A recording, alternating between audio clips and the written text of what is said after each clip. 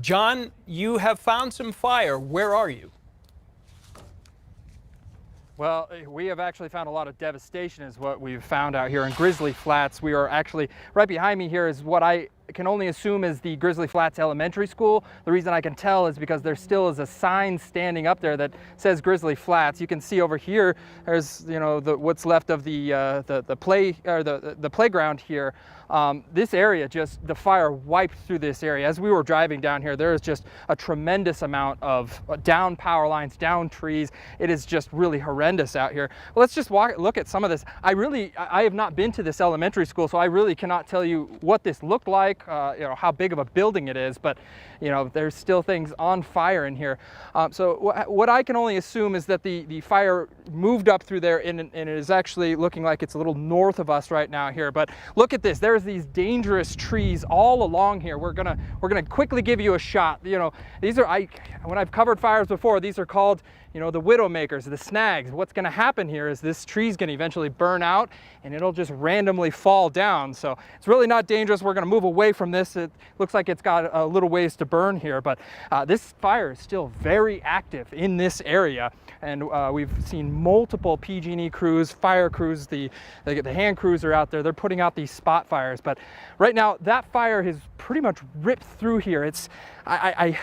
I don't know how close it's getting to Sly Park, but it does appear to be moving in that direction. We could tell that from the top of the canyon when we started down here. We came down Grizzly Flats, and off in the distance, it was moving in that general direction.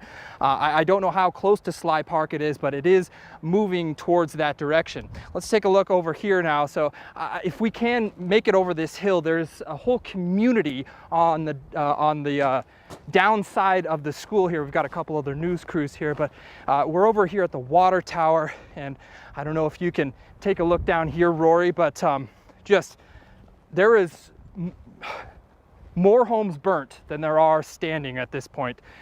Completely devastated in this area here.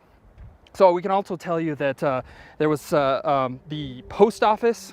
Unfortunately, it's gone. The fire station up here, there is one building, but there's several structures around the fire station that is also burned. Once again, I don't know what the buildings were, but I can just tell everything around here is blackened. And the few homes that are standing, that fire just went right up to those trees here. You can just see, like, this is one of the few areas out here that has this open space.